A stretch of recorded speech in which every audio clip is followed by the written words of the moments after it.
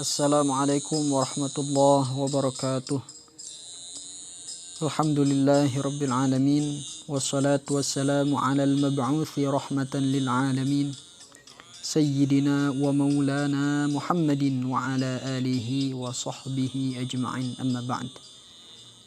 Ayyuhal mustami'un al-kiram, para pendengar yang dihormati, insyaallah semuanya dimuliakan oleh Allah Subhanahu wa taala, terkhusus kepada santri tahfizul Quran Al-Azhar Sentul. Ya, jadi video ini dibuat sebenarnya terkhusus untuk santri Al-Azhar Sentul, yang mana setiap hari Selasa itu kami biasa belajar kitab bareng. Kita belajar kitab Fathul Qorib. Setiap hari Selasa belajar kitab Fathul Qorib. Cuma karena saat ini kondisi negara kita sedang dilanda kesusahan, yaitu dengan mewabahnya virus corona, maka para pemerintah, para ahli kesehatan menghimbau kepada kita semua untuk menghindari tempat-tempat perkumpulan, untuk menghindari sebisa mungkin bepergian ke tempat-tempat yang jauh. Bahkan MUI berfatwa bahwasanya tidak apa-apa kita tidak melaksanakan sholat Jumat berjamaah di masjid, tidak apa-apa kita tidak berjamaah sholat di masjid, yaitu dengan tujuan mencegah daripada terkena daripada virus corona. Jadi supaya virus corona ini tidak menyebar, maka ini upaya daripada pemerintah dan kita hargai, dan itu tidak apa-apa. Maka pada saat ini pun saya mohon maaf tidak bisa berangkat ke sana karena sebabnya tadi terkait dengan virus corona tadi yang mulai mewabah di Indonesia. Maka solusinya adalah kita belajar lewat online, lewat YouTube. Insyaallah para santri semuanya dimuliakan oleh Allah Subhanahu wa taala. Baik, sebelum memulai kajian kita, yaitu kajian kitab Fathul Qorib, silahkan para santri terlebih dahulu untuk subscribe channel ini, dan kemudian bila ada pertanyaan silahkan nanti tulis di kolom komentar, silahkan ya. Baik, kita mulai ya. Qala al-muallif rahimahullahu ta'ala, nafa'ana Allahu bihi wa bi ulumihi fid dharain amin, ila anqal wala ba'sa bil buka 'alal mayyit. Nah, wala ba'sa bil buka ini kita bahas ini. Wala ba'sa bil buka 'alal mayyit. Wala ba'sa, dan tidak apa-apa, bil buka 'alal mayyit, bil buka menangis, 'alal mayyiti terhadap mayit. Jadi menangisi mayit gak apa-apa kita. Wala ba'sa, gak apa-apa, la ba's bil buka 'alal mayyit. Ay yajuzu al buka alaih, yani boleh, yajuzu al buka alaih, boleh menangis, alaihi terhadap mayit, qablal mauti, sebelum seorang itu mati, wa ba'dahu, dan setelah mati.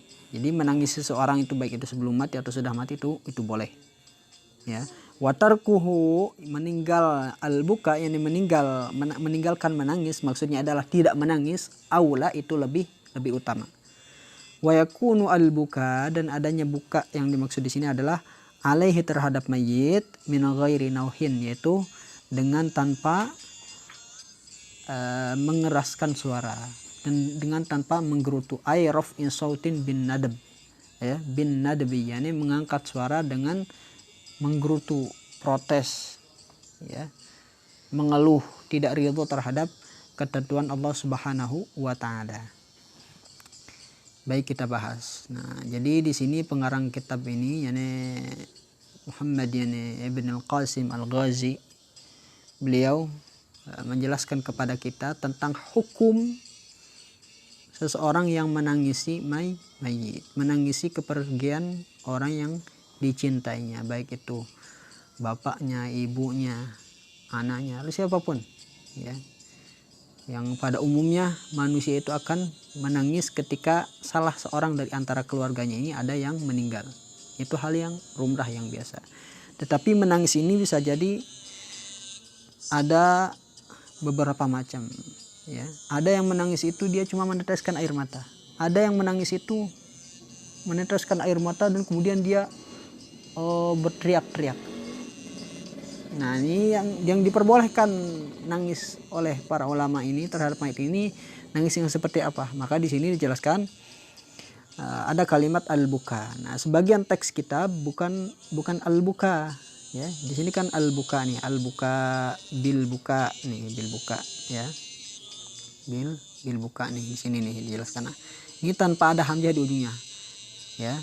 Alif lam ba kaf alif tanpa ada hamzah di ujungnya, bil buka. Nah, ini maksudnya maknanya apa? Soalnya ada lagi nanti di teks kitab yang lain, di cetakan yang lain ini ada hamzahnya di ujungnya.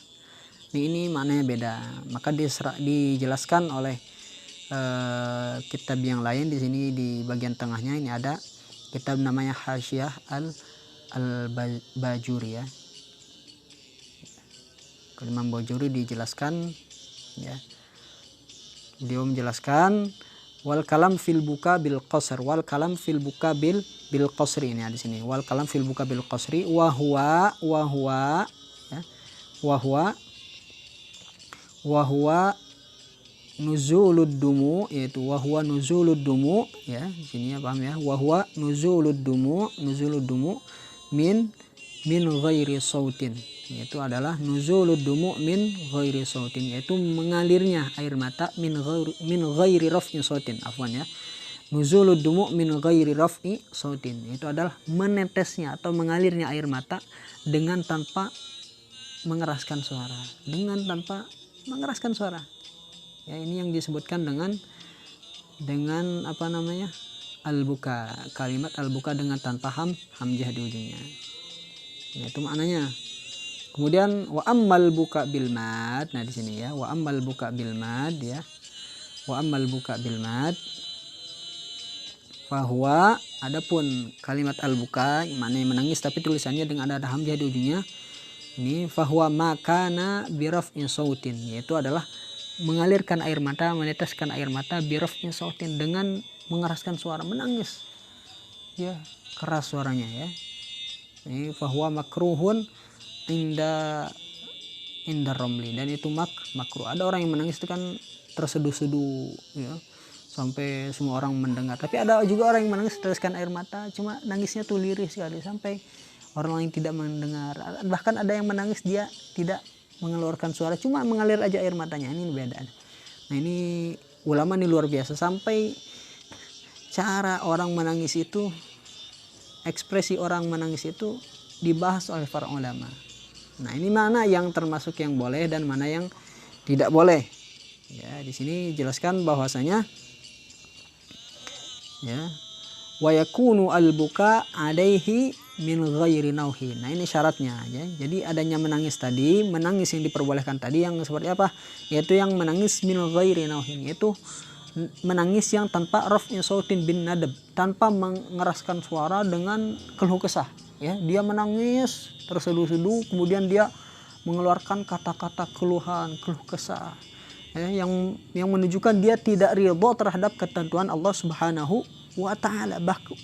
Ya, bahwasanya ketentuan Allah itu kan semua orang itu pasti akan mati. Setiap manusia itu akan meninggal. Kullu nafsin dha'iqatul maut. Setiap yang bernyawa itu pasti akan merasakan mati. Jelas ya. Kullu man 'alaiha fan, dan banyak ayat Quran yang menjelaskan itu. Hatta Rasulullah SAW meninggal ya. Hatta setiap nabi, para rasul itu meninggal, apalagi ibu kita, anak kita. Siapapun orang yang kita cintai itu pasti akan meninggal. Maka kita tidak boleh, haram sama sekali, haram nih kita menangis dengan suara keras dan kemudian kita mengeluarkan kata-kata yang sifatnya keluh kesah, mengeluh ya, protes terhadap Allah Subhanahu wa taala, tidak ridha terhadap ketentuan dan ketetapan Allah Subhanahu wa taala. Nah, ini niyahah namanya. Ini enggak boleh seperti itu ya. Tidak boleh. Adapun di kitab Hasyiah al-Bajuri, Imam Bajuri menjelaskan itu hukumnya mubah. Tapi ada hukumnya tuh sunnah. Ketika kita menangis terhadap kematian para ulama, terhadap kepergian para ulama, orang-orang alim, guru kita, ustadz kita, kiai kita meninggal, maka kita harus sedih, harus merasa sedih ya. Karena itu tanda kita orang beriman. Sebaliknya kalau kita tidak sedih dengan meninggalnya para ulama, maka itu tanda kemunafikan, tanda kemunafikan ya. Gak boleh ya. Ya, maka itu hal yang sunnah kalau misalkan kita ditinggalkan oleh orang alim, oleh orang soleh, sunnah kita menangis, ya, sunnah.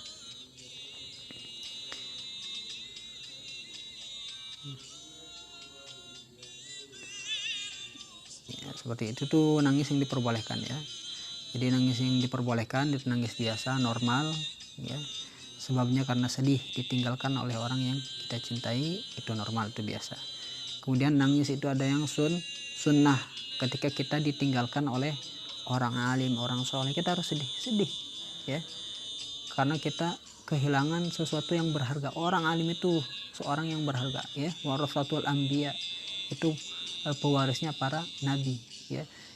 Dalam dirinya ada cahaya-cahaya ilmu yang bermanfaat untuk kita, ya, ucapan-ucapannya bermanfaat bagi kita. Ketika beliau meninggal, maka kita sedih, ya.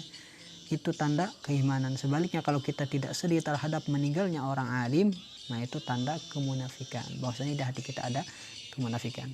Kemudian ada menangis ini yang haram. Nah ini yang disebutkan menangis dengan an-nauh, ya, dengan an-nadab. Dia mengeraskan suara dan ngamuk-ngamuk gak jelas, ya, ngamuk-ngamuk gak jelas, ya, berteriak-teriak, ya, ya, protes terhadap Allah Subhanahu wa taala. Nah itu tidak diperbolehkan, itu nangis yang haram. Dia tidak ridho terhadap ketentuan Allah Subhanahu wa taala, ya. Kemudian yang selanjutnya wala syaqqi saubin, ya, ini, ya, wala syaqqi saubin, dan jangan merobek baju. Wa fi ba'dhin nusakhi, dan dalam sebagian teks kitab, sebagian teks kitabnya jaibin, ya, bukan saubin, ya. Jaib ini maknanya jaib, atau kita sebutnya kantong mungkin, tapi di sini ada penjelasan maksud jaib di sini apa nih, ya. Badala saubin, jaib ini sebagai badal dari lafaz saub. Wal jaibu nih, ya, lihat wal jaibu tauqul qamisi, ya. Yang dimaksud dengan jaib ini adalah tauqul qamis. Tauq itu apa? Kerah baju, maksudnya qamis itu ya gamis, kerah gamis. Jadi ada orang yang ketika meninggal, orang yang dicintainya meninggal, dia ngamuk-ngamuk, merobek-robek baju, memukul-mukul pipi, memukul-mukul dadanya, bahkan ada yang membentur-benturkan kepala ke tembok. Nah itu yang gak diperbolehkan itu, ya.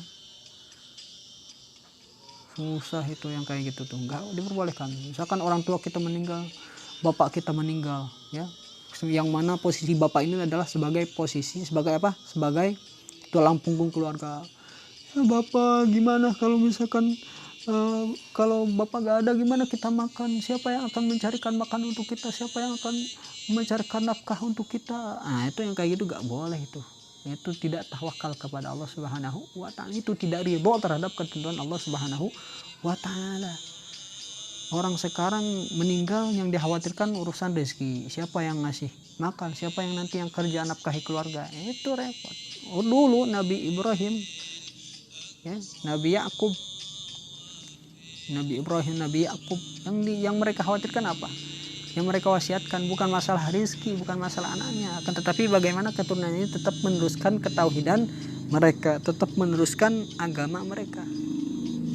Ya, contoh misalkan am kuntum syuhada idh hadara yaqubal mautu idh qala li banihi ma ta'buduna min ba'di. Ya, am kuntum syuhada, apa kamu menyaksikan, ya, menjadi saksi. Idh hadara yaqubal maut, ketika hadir kepada Yaqub bin al-maut, maksudnya adalah ketika dekat di sakaratul maut.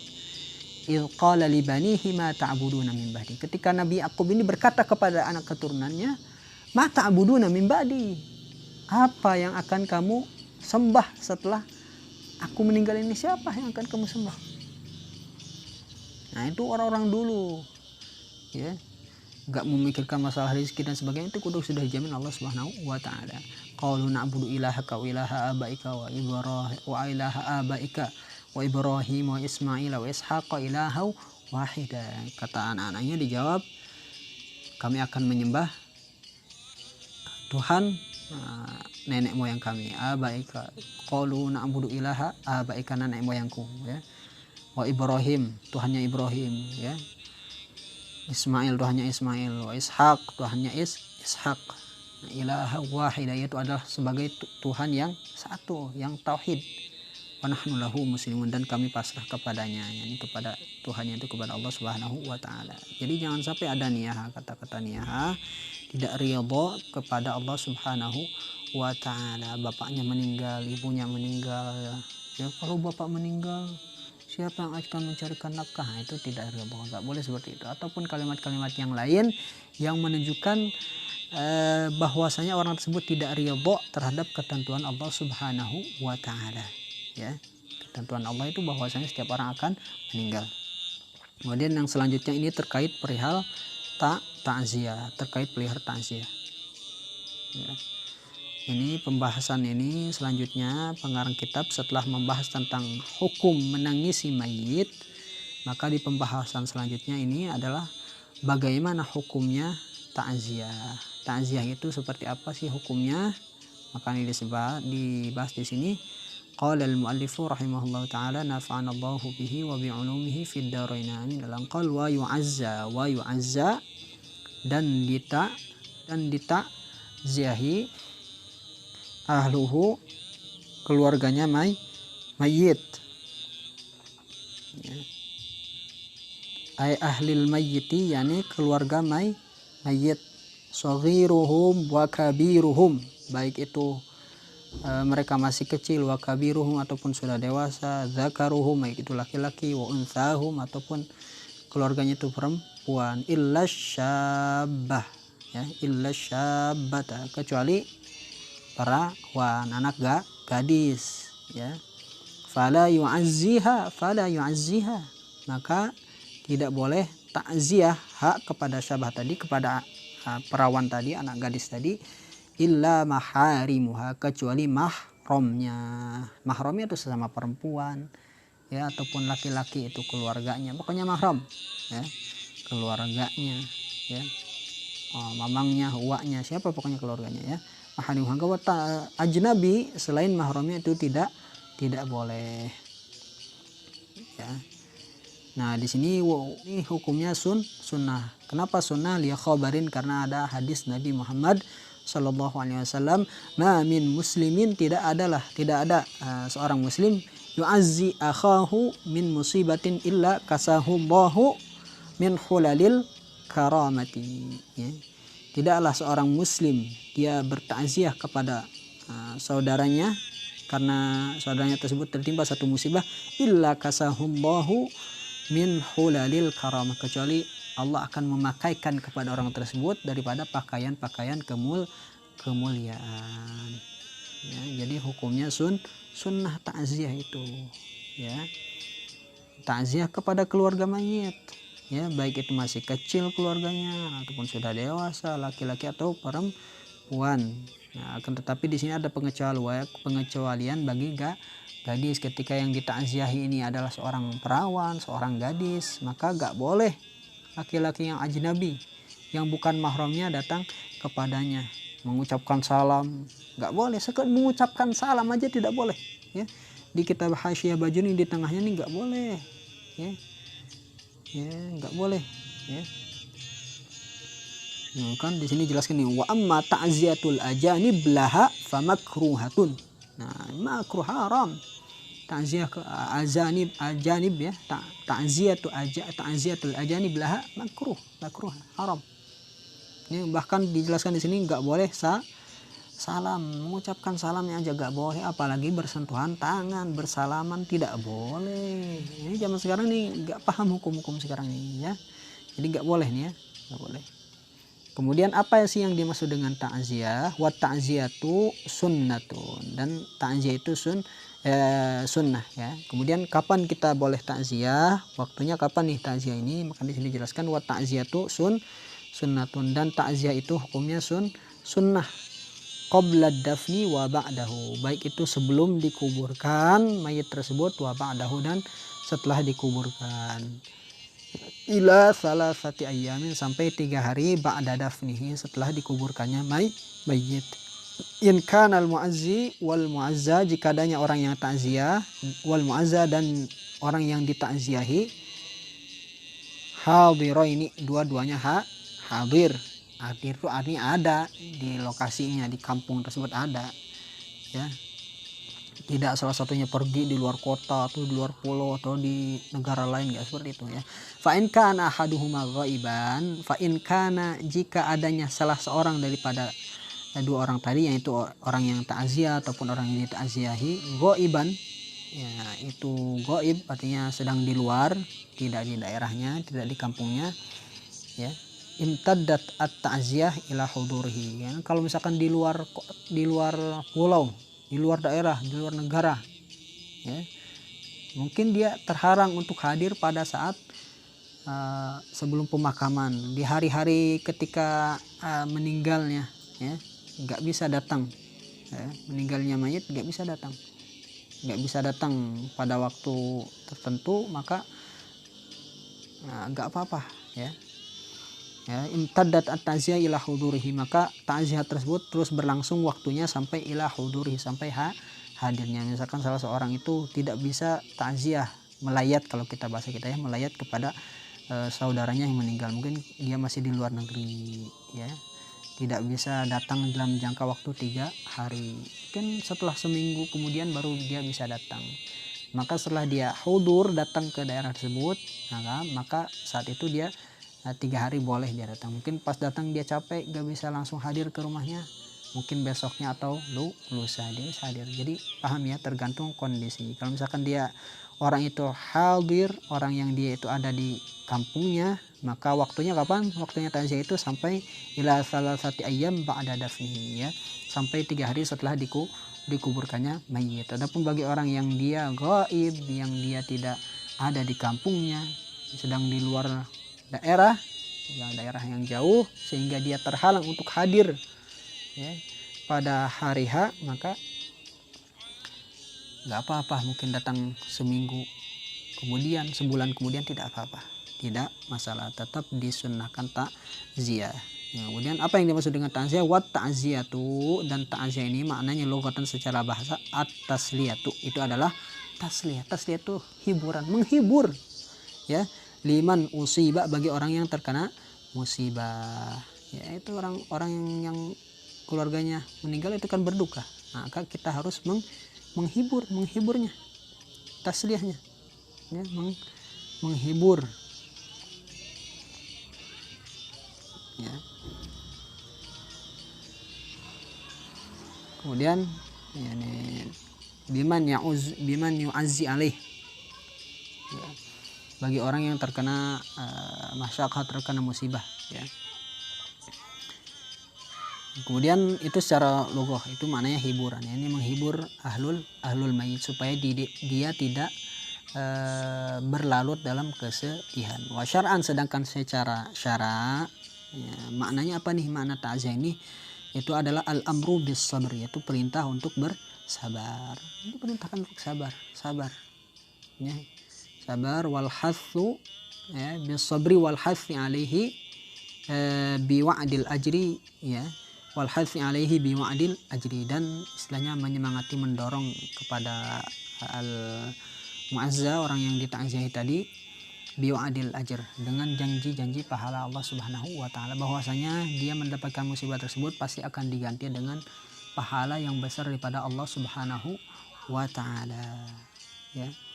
Dibesarkan hatinya supaya sabar, supaya ridho terhadap ketentuan Allah, dan supaya dia hilang sedihnya dengan menyebutkan bahwasanya orang yang terkena musibah ini akan diganti dengan yang lebih baik oleh Allah Subhanahu wa taala. Kemudian waddu'ai lil mayyiti bil maghfirah, dan kemudian berdoa kepada mayit, orang yang sudah meninggal tadi, bil maghfirah, dengan doa permintaan ampun, seperti yang sering kita baca, Allahumma ighfir lahu warhamhu wa'afihi wa'fu anhu, Allah, atau ketika ke perempuan, Allahumma ighfir laha warhamha wa'afihi wa'fu anha ya, yang sifatnya doa itu adalah memohon pengampunan. Walil musabi, dan bagi orang yang terkena musibah, yakni keluarganya yang sedih karena ditinggalkan oleh mayit, maka dengan apa? Bijabril musibah, dengan tambalan musibah. Jadi supaya dia tidak terlarut-larut dalam musibah, maka dibesarkan hatinya, dihibur ya, dihibur supaya dia sembuh ya daripada rasa sedihnya tadi, karena berlarut-larut dalam kesedihan itu sesuatu yang tidak bagus, tidak baik. Jadi orang yang ditinggalkan, ya, meninggal, yaitu orang yang salah satu keluarga ada yang meninggal, dia pasti akan merasa sedih. Mungkin dia tidak akan memperhatikan dirinya, ya, mungkin dia tidak akan selera makan. Maka bagi kita sunnah untuk mentakziahnya, ya, mengucapkan kata-kata yang baik, yang menghibur dia, ya, yang menegarkan hatinya, kemudian memberikan dia doa, bahkan kita memberikan bantuan kepada orang tersebut, kepada keluarga mayit tersebut, ya, mungkin kita memberikan makanan, masak, ya, karena mungkin dia tidak selera makan dan sebagainya, maka kita harus tetap, ya, supaya tubuhnya itu tetap terjaga, tetap sehat, maka kita bantu supaya dia tetap memperhatikan makan, dinasehati, bahkan kita suapin mungkin, ya. Nah, itu hal yang luar biasa, hal yang sunnah. Kemudian selanjutnya al-musannif menjelaskan, pada pembahasan selanjutnya akan kita bahas ini, menjelaskan tentang bagaimana hukumnya ketika mayit itu ditumpuk, ya, dalam satu liang lahat, ya, satu kuburan, tapi mayitnya dua nih, ada mayit dua nih, ada dua orang meninggal tapi dikubur dalam satu kuburan, ini hukumnya gimana? Nah, kata pengarang kitab, ya, kata Muhammad ibn al-Qasim al-Ghazi, beliau menyatakan wala yudfan, dan tidak boleh dikubur. Yudfan ifnani, dua orang, yakni dua mayit, ya, fi qabrin wahidin, dalam satu kuburan, illa lihajatin, kecuali karena hajat, karena kebutuhan, qadhiqil ardi, seperti sempitnya bumi, maksudnya tidak adanya lahan lagi, ya, tempat untuk mengubur susah, ya, semuanya udah dibikin pemukiman, udah dibikin hotel misalkan, susah, ya, qadhiqil ardi, karena sempitnya lahan untuk kuburan, wa kasratil mauta, atau karena banyaknya orang yang sudah meninggal. Nah, jadi kalau misalkan dalam kondisi normal itu tidak boleh ditumpuk mayit, dua mayit dikubur bareng-bareng, nggak boleh, ya, dalam kondisi normal tidak boleh. Akan tetapi dalam kondisi darurah, ya, karena kebutuhan, ya, karena hajat, ya, itu diperbolehkan, ya. Contohnya seperti apa? Nah, seperti qadhiqil ardi wa kasratil mauta, atau, ya, ini kata musani qadhiqil ardi, seperti tidak adanya lahan sama sekali, ya, atau banyaknya orang yang meninggal dalam peperangan, misalkan dulu dalam perang Uhud, Nabi SAW itu para syuhada, orang-orang yang mati syahid dalam peperangan Uhud, ya, dikubur dalam satu lubang kuburan, ya, itu tidak apa-apa dalam kondisi darurah.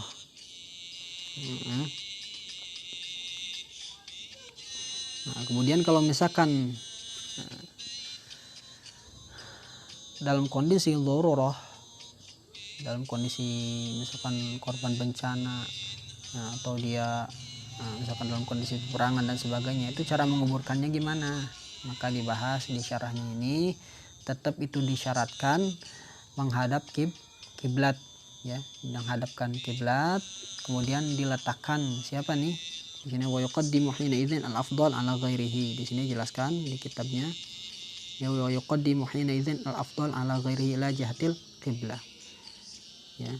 Jadi didahulukan orang yang lebih afdal derajatnya, yaitu mayit yang lebih afdal derajatnya atas mayit yang lain, itu tetap ila jihatil qiblat, berarti dia diposisikan paling pertama menghadap kiblat daripada mayit tersebut,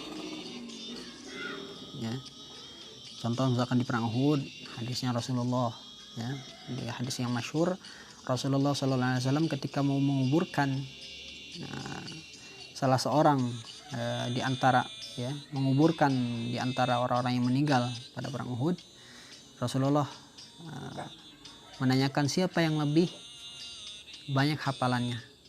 Maka ketika sudah ditunjukkan, oh, mayit yang ini, orang ini nih yang lebih banyak hafalannya, maka didahulukan, Begitupun kita ketika menguburkan mayat dalam satu liang lahat karena kondisi dhurrah tadi, maka kita dahulukan. Di sini jelaskan ya, wa sayyidun ala abdihi, mendahulukan sayyid daripada budak, wa zakarun ala unsa, mendahulukan laki-laki daripada perempuan, fayuqaddimul ab ala ibn, mendahulukan bapak daripada anaknya ya, wa in kana afdalu minhu ya, wa in kana afdala minhu, walaupun anaknya tadi lebih afdal, misalkan bapaknya bukan orang alim, anaknya orang alim, tetap didahulukan bapaknya dalam penguburannya. Wa kadza al jad wal jaddah ya, walau min qablil Kemudian wa taqaddama al ala al bint ya.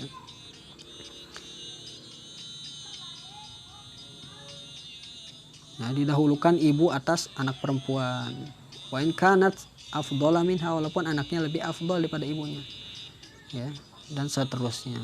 Jadi itu tata caranya, tetap diisyaratkan menghadap kiblat, walaupun istilahnya tetap disyaratkan menghadap kiblat ketika dikuburkan secara bersamaan ya, satu liang lahat ya, satu lubang masuk situ semua ya, paham kira-kira seperti itu ya. Wallahu a'lam bishawab. Bila ada kesalahan mohon koreksiannya, mohon maaf bila ada kesalahan, mungkin itu adalah dari kesalahan pribadi, tetapi benarnya itu semata-mata fadhil daripada Allah Subhanahu wa taala. Ini ya terkhusus kepada santri Al-Azhar. Mudah-mudahan ini bermanfaat untuk kita semua. Tetap semangat belajar, walaupun dalam kondisi apapun tetap semangat belajar, karena belajar itu adalah kewajiban bagi kita semua. Amin ya rabbal alamin. Insyaallah kita mendapatkan pahala dengan usaha kita, dalam kondisi sulit apapun kita tetap belajar.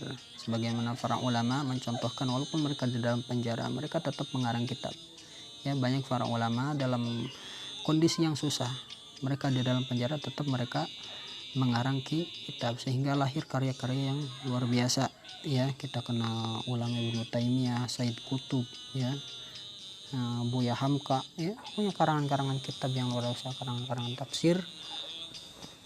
Nah, ini dalam kondisi apapun kita tetap berusaha mencari cara bagaimana kita tetap bertambah ilmu, dan insyaallah dengan belajar kita ini akan menjadi tambahan pahala kita ya, menjadi pemberat timbangan kita, sehingga kita merasakan manfaatnya di yaumil qiyamah nanti. Amin ya rabbal alamin. Hadza minni wal afwu minkum. Wassalamualaikum warahmatullahi wabarakatuh.